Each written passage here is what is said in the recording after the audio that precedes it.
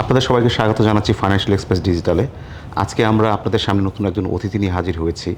আজকে আমরা কথা বলবো হচ্ছে বাংলাদেশের একজন স্বনামধন্য ব্যবসায়ী, পাশাপাশি হচ্ছে একটি খুবই প্রতিষ্ঠিত একটা ব্যাংকের চেয়ারম্যান, ঢাকা ব্যাংকের চেয়ারম্যান জনাব আব্দুল হাই সরকার সাহেবের সাথে। স্যার আপনি কেমন আছেন স্যার? আপনি আলহামদুলিল্লাহ। স্যার শুরুতেই স্যার যদি আমি বলি ঢাকা ব্যাংক, এটা তো স্যার একটা ব্র্যান্ড হয়ে গেছে বাংলাদেশের ব্যাংকিং সেক্টরের ক্ষেত্রে। এর পিছনে তো অনেক শ্রম গিয়েছে, অনেক ধরনের এফোর্ট আপনারা দিয়েছেন। স্যার আপনি যদি বর্তমান কনটেক্সট থেকে ঢাকা ব্যাংকে আপনাকে যদি আমি ব্যাখ্যা করতে বলি, বা ঢাকা ব্যাংকে আপনারা যেভাবে চেয়েছিলেন সেই জায়গাটাতে এখন বর্তমানে আপনারা আসতে পেরেছেন কি না? আমরা যখন ওটা শুরু করি এটা ব্যাক ইন দি ইয়ার 1995, তখন তো ট্র্যাডিশনাল ব্যাংকিং ছিল, সব পেপার ব্যাংকিং। রাইট। মানে কাস্টমারকে এলসি করলাম, ওপেন করলাম, ডিপোজিটার নিয়ে আসলাম, ডিপোজিট আনলাম, আর এই লেন করলাম, এটাই ব্যবসা ছিল আগে। আর এখন তো অনেক প্রোডাক্ট বের হয়ে গেছে। ধরেন ক্রেডিট কার্ড একটা প্রোডাক্ট, ডেবিট কার্ড একটা প্রোডাক্ট, তারপরে আরও মানি ট্রান্সফার বিভিন্নভাবে, ডিজিটালাইজ ব্যাংকিং। কাজে আমরা যে শুরু করেছিলাম 95-এ, গ্র্যাজুয়ালি কিন্তু আমরা চেঞ্জ আসতেছে ব্যাংকিং সার্ভিসগুলোতে। এটা অহরহ মানে কন্টিনিউয়াস আপডেট হচ্ছে এটা। মানে আগে যেভাবে আমরা ব্যাংকিং শুরু করেছিলাম তখন যেভাবে শুরু করেছিলাম ঠিক ওই রকম অবস্থা কিন্তু এখন আর নাই। তখন কয়েকটা ব্যাংক ছিল মাত্র, প্রাইভেট ব্যাংক। এই ধরেন অলটোগেদার 10-12টা ছিল আর কি। তখন আর কোনো কম্পিটিশন দিতে ছিল না। তখন মোটামুটি সার্ভিস পাইতে পারলে, কেন তখন তো আমরাই কেবল চালু করি। যখন ঢাকা ব্যাংক যখন প্রথম করা হলো, তখন আমরা চালু করলাম হলো উইথ দি স্লোগান দ্যাট আপনার কাছে আমি আসবো, as a banker I come to you. আমাদের ব্যাংকিং সার্ভিসগুলোকে আমাদের দৌড়গোড়া নিয়ে যাবো আর কি। সেটা ছিল আমাদের কিন্তু slogan, excellence in banking etcetera etcetera. If you really go for digitalised banking, তো সঙ্গত কারণেই আপনার ডিজিটাল হতেই সব ব্যবসাগুলো হবে। এবং গভর্নর সাহেব যেটা বলছেন যে কিউআর কোড চালু করতে হবে, এই কিউআর কোড তো অনেক সব ট্রানজাকশন কিন্তু আপনার কিউআর কোড দেওয়া হবে তখন। মানে ইজ গোনা বি পেপারলেস, মোটামুটি কাগজ ছাড়া। আর আমরা এই অনেক পিছিয়ে আছি এই ব্যাপারে, আমি বলবো। নেইবারিং কান্ট্রিগুলো কিন্তু অলরেডি শুরু করে দিয়েছে এটা। তো আমাদের দেরিতে হলে পারেও এই পদক্ষেপটা অবশ্যই উৎসাহব্যঞ্জক এবং একটা গভর্নমেন্ট সাইডের সুন্দর একটা ইনিশিয়েটিভ, এটা আমি বলবো। স্যার আপনার কথায় বলেছেন স্যার ব্যক্তি খাতার কথা বলছেন, importance of the private sector for the betterment of the economy. তো সেক্ষেত্রে স্যার আমরা যদি দেখি যে গত সেই 5ই আগস্টের পর থেকে বা তারও কিছুদিন আগে থেকে প্রাইভেট সেক্টরের ইনভেস্টমেন্টের আগ্রহটা দিন দিন কমে যাচ্ছে।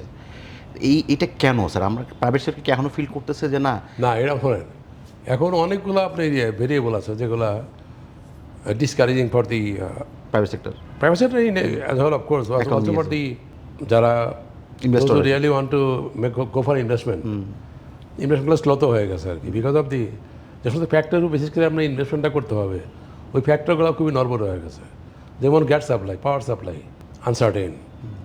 আর পাওয়ার এমন একটা জিনিস, এত বেসিক আইটেম একবারে। আপনি যত কিছু করেন না কেন, end of the day you require power. Power ছাড়া আপনার কিন্তু স্ট্যান্ড স্টিল, না ইউ ক্যান নাথিং মুভ, আপনি কোনো কিছু মুভ করবে না। এটা একটা হতে পারে, এগুলো ঝামেলা একটা কতগুলো আছে।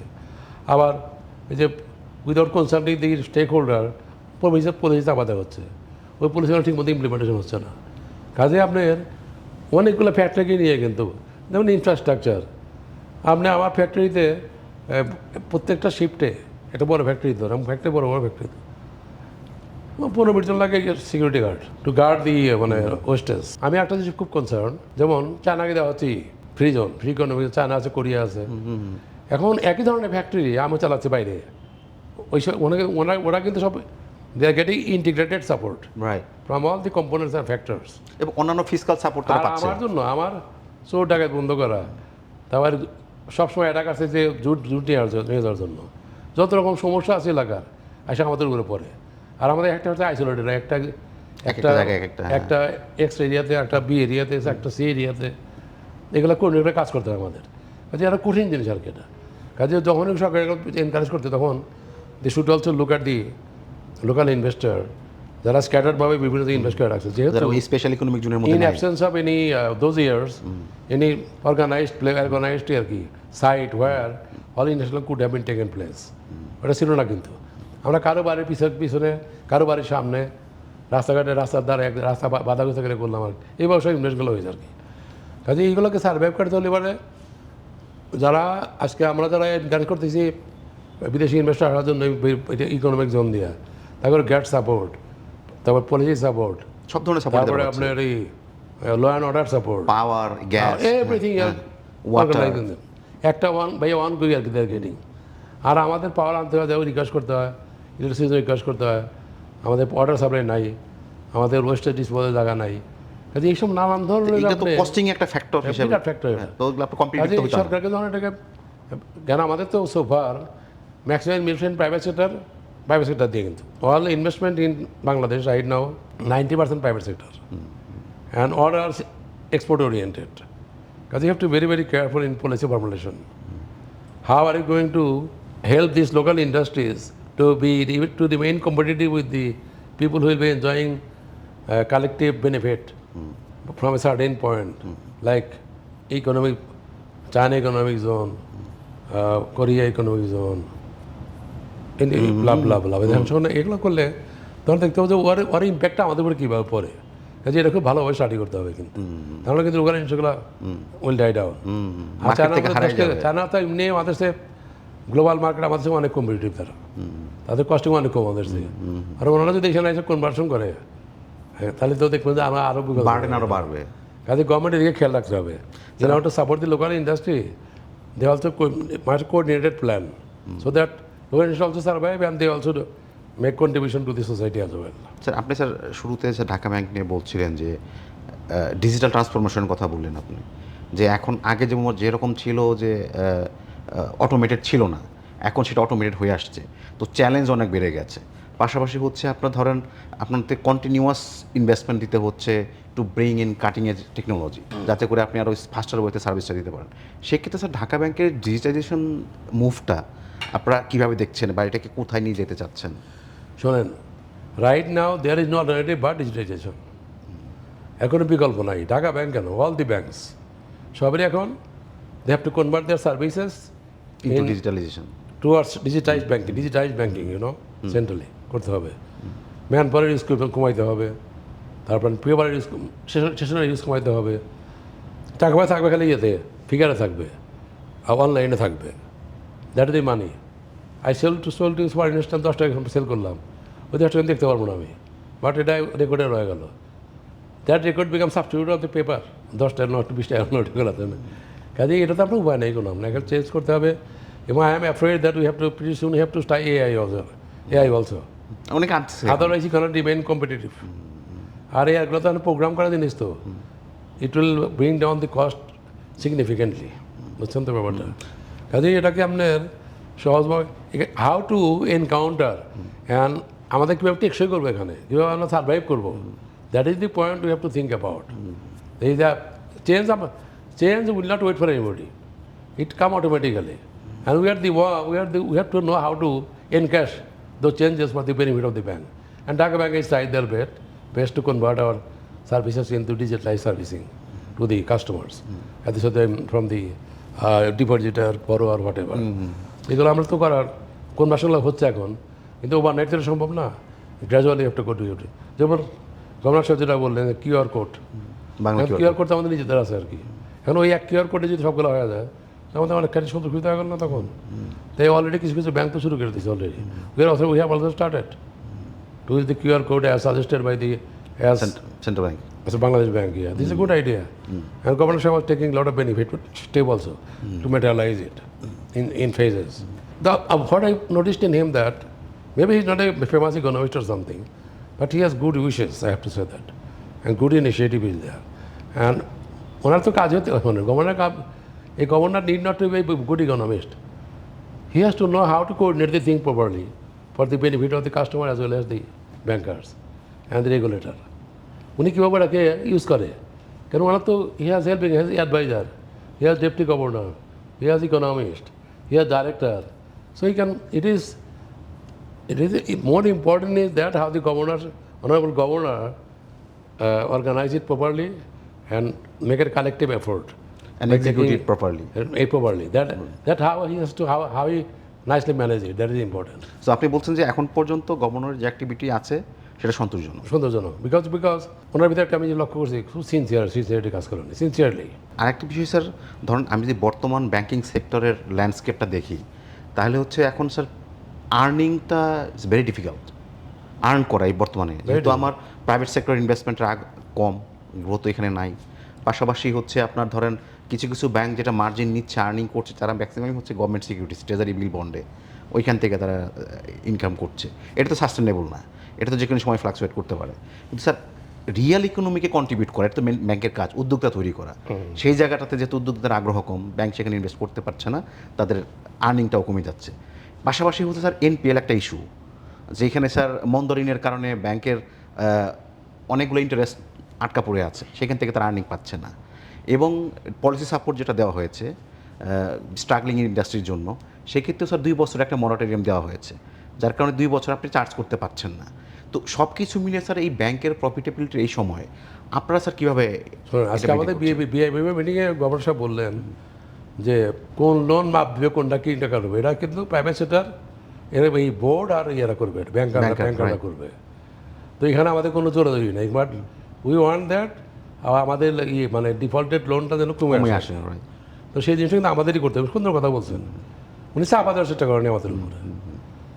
শোনেন, আপনার আমার 100% 100 টাকা আমারই আছে, ডিফল্ট লোন আছে, তার মধ্যে 60 টাকা ইজিলি কালেকশন করা যেতে পারে, প্রোভাইডেড দ্যাট গভর্নমেন্টের আইনগুলো যদি শক্তিশালী হয়।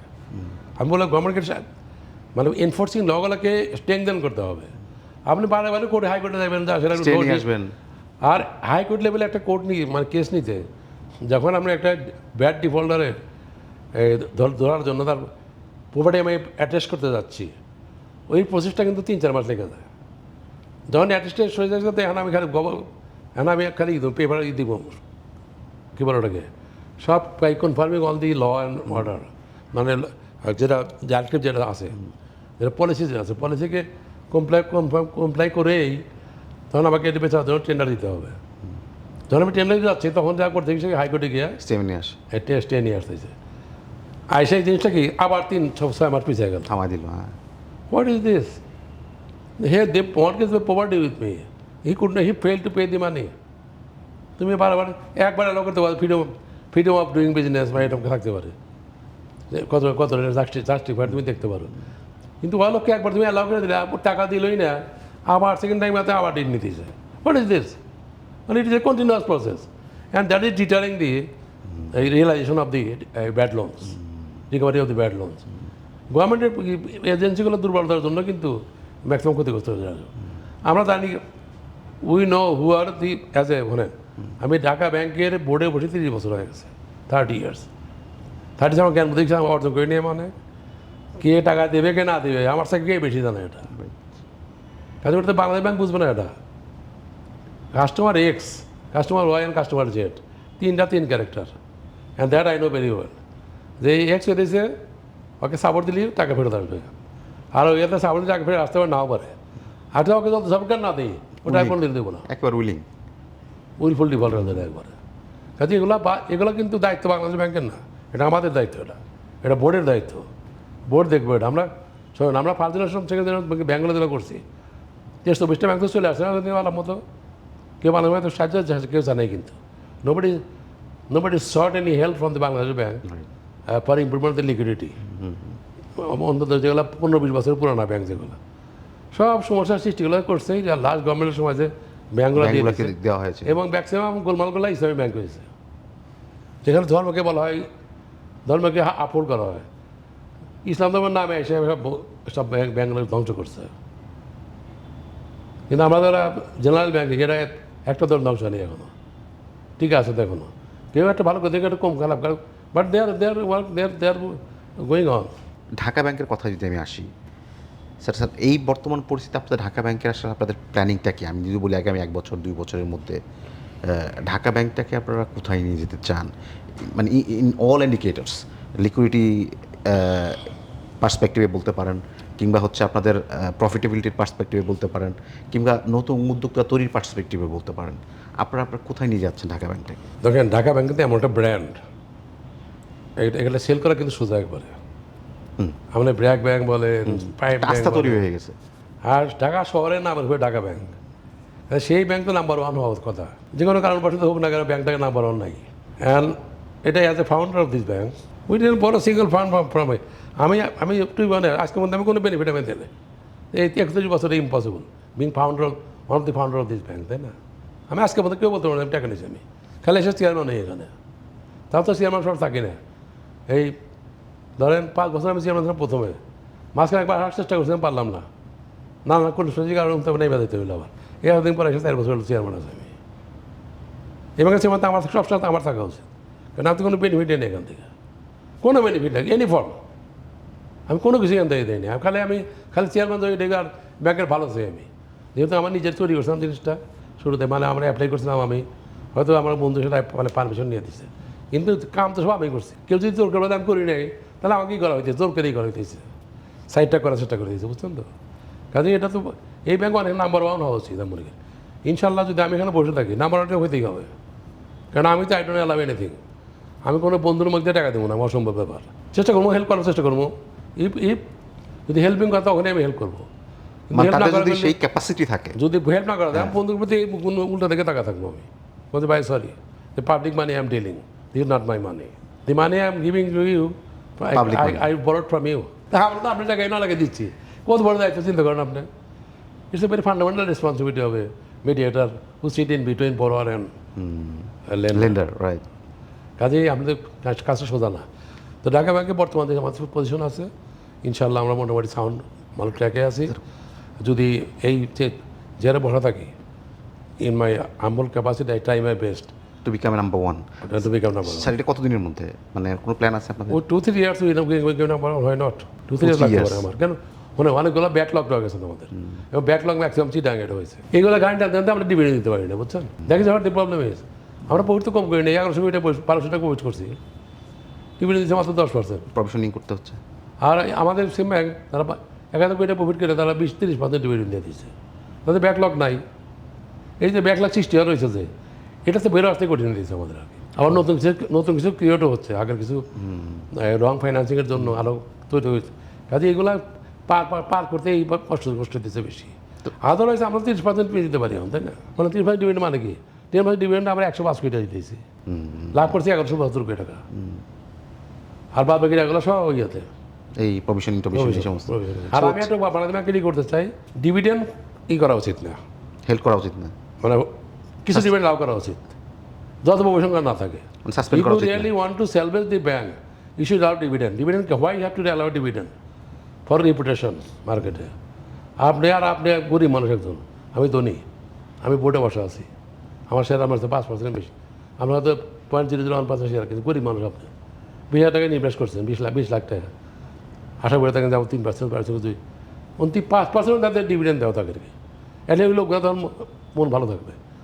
পানাম ব্যাংকে look at the share holders, যারা এই ব্যাংকের শেয়ার কিনছে, যারা, তুমি বোর্ডে কথা বাদ দাও না, বোর্ড আমরা শেয়ার বেশি ডিভিডেন্ড বেশি পেলাম একটু, কিন্তু তুমি আমাকে যদি ডেপ্রাইভ করতে যাও, জেনারেল শেয়ার হোল্ডারদের উপর চাপ তৈরি হয়। কাজে কমন না, মানে আপনি কন্ট্রোলে কি নেবেন, কিন্তু positive with positive অ্যাটিচিউড, not negative অ্যাটিচিউড, যেটা আমার সাথে ডিমান্ড করতে অলওয়েজ উইথ দি পাঁচ গভর্নর, উনি কাউকে ডিভিডেন্ড দিয়ে দেবে, কিন্তু you want to salvage the bank, you do allow dividend, তাহলে তো এই ব্যাংক উঠতে পারবে না। আর ডিপোজিটে টাকা তুলে নিয়ে মার্কেট স্টক মার্কেটে বেঁচে দিব, আমার শেয়ারের দাম 10 টাকা ছিল, দেখা 5 টাকা বিক্রি হয়ে গেছে, ব্যাংক তো ডুববো তখন। এটা কোন কারণে আমরা কিন্তু বুঝি না, কিন্তু আমি বললাম যে 10টা লাভ করছে, 1টা দিয়ে ডিভিডেন্ড দিতে দাও, তাও কিছু ডিভিডেন্ড দিক, এটা আমি তোর এখনও বলবো, আমি যে কোনো মিটিংয়ে বলতে পারি, ইভেন প্রাইম মিনিস্টার অনেক প্রাইম মিনিস্টার সামনে বলতে পারি আমি, কী ধরনের salvage. If really want to help us to survive, then you have to help the shareholder. তারা এখানে আল্লাহ 5,000 টাকা শেয়ার কিনে রাখছে, যে বছরের পরে কিছু পয়সা পাবে না, ওই আমারটা না দিলে ওগুলো দিয়ে দাও, তাহলে it will not bounce back. Sir আপনি স্যার যেহেতু স্যার একজন ব্যবসায়ী ব্যাংকের বাইরেও, আমার পাশাপাশি হচ্ছে আপনি একজন বাংলাদেশের অর্থনীতি নিয়ে আপনি অনেক জিনিস চিন্তা ভাবনা করেন, সেই জায়গা থেকে যদি আমি বলি, ধরেন কিছুদিন আগে বাংলাদেশ ব্যাংক একটা মনিটারি পলিসি দিলেন, তো মনিটারি পলিসিতে বেসিক ইস্যুগুলো সে আগের মতোই রেখেছে, বলতেছে ইনফ্লেশন যেহেতু এখনও উপরের দিকে আছে, আমাদেরকে পলিসি রেটটা 10% হাইটে রাখতে হবে, যেটা সেই 2023 সালের অক্টোবর থেকে 10%ই আছে। ব্যবসায়ী মহল থেকে অনেক ধরনের বলা হচ্ছিল যে হায়ার ল্যান্ডিং কস্ট এটা আরেকটা বার্ডেন তৈরি করছে, আমাদের এক্সিস্টিং অনেক সমস্যা আছে, এর মধ্যে এটা আরেকটা সমস্যা তৈরি হয়েছে, এটাকে কমানোর জন্য। কিন্তু সেন্ট্রাল ব্যাংক সেটা কমায়নি, সেটা ওই 10% রেখেছে। কিন্তু পাশাপাশি ওনারা একটা জিনিস করেছে যে ইন্টারেস্ট রেটের স্প্রেডটাতে ওনারা মানে স্প্রেড ইন বিটুইন লেন্ডিং আর বরোইং, এক্স্যাক্টলি এটাকে 4% 5% আই ডোন্ট নো 4%। না 5% কে করে আমি জানি না স্যার অ্যাভারেজ মার্কেটে এখন হচ্ছে না, 6%। এরকম এখন এইরকম হাইলি কম্পিটিটিভ সিচুয়েশনে মানে 4% ব্রেক মানে পেস রাখা কঠিন ব্যাপার। You could do it if 2-3 banks are there. এখানে তো আমরা you have got as many as 35 very active banks. How can you create that much of spread between lending and borrowing? 4% কে করছে আমি জানি না, আই ডোন্ট নো। বাট আমি যে হিসাবে আমরা দেখি 2.5% লাইক দিস। ইনা তো ওভার হেড টু হেড নানান কষ্ট আছে তো, ওটা সহকারী কিন্তু। কাজেই আমি তো ডেফিনেটলি এই 5% 4% স্প্রেড পাইছি কথা মনে পড়ে না আমার কাছে। স্যার অ্যাভারেজে মার্কেটে যদি আমি অ্যাভারেজ দেখি অলমোস্ট 6% স্পেড ইন্ডাস্ট্রি অ্যাভারেজে। তাহলে ওই যে ওই ব্যাংক ধরেন সরকারি ব্যাংক, ওটা তো কারণ দাঁড়াতে হবেই। আপনারা তো 31 বছর পদার্পণ করেছেন আপনারা, তো কালকে হচ্ছে আপনাদের অ্যানিভার্সারি। তো এই অ্যানিভার্সারি উপলক্ষে আপনাদের আপনাদের ক্লায়েন্টদের জন্য, কাস্টমারদের জন্য কিংবা আপনাদের শেয়ার হোল্ডারদের জন্য কী ধরনের মেসেজ আপনারা দিতে চাচ্ছেন? আমাদের এখন প্রথম মেসেজ হচ্ছে the type of service we have been rendering for years together, we are trying to adjust our self with the digitalised world. এখানে আমরা যে সার্ভিসটা আমরা দিচ্ছি এটাকে আর ইমপ্রুভমেন্ট সার্ভিস আমরা দেবো, এর মধ্যে আমরা that will beneficial for you also. তার জন্য we have all out effort to help our customer to grow, to develop. Unless customer grow will die also. কাজে our fundamental is customer. How the customer get benefited, our আয়োজন, আমাদের arrangement, আমাদের effort, আমাদের endeavour সব আর oriented for the customer benefit. So definitely all our effort are design and coordinated to help our customer growth. Sir আপনাকে অসংখ্য ধন্যবাদ sir আমাদের এতক্ষণ সময় দেওয়ার জন্য। আশা করি সামনে আপনার সাথে আবার কথা হবে বিভিন্ন বিষয় নিয়ে। সে পর্যন্ত আপনি ভালো থাকবেন স্যার। আপনাকে অনেক ধন্যবাদ। আপনাদেরকে অসংখ্য ধন্যবাদ আমাদের সাথে এতক্ষণ থাকার জন্যে। আশা করি আগামী দিনেও আমাদের সাথে থাকবেন। সেই পর্যন্ত সবাই ভালো থাকবেন, সুস্থ থাকেন, ফাইন্যান্সিয়াল এক্সপ্রেস ডিজিটালের সাথেই থাকবেন। অসংখ্য ধন্যবাদ।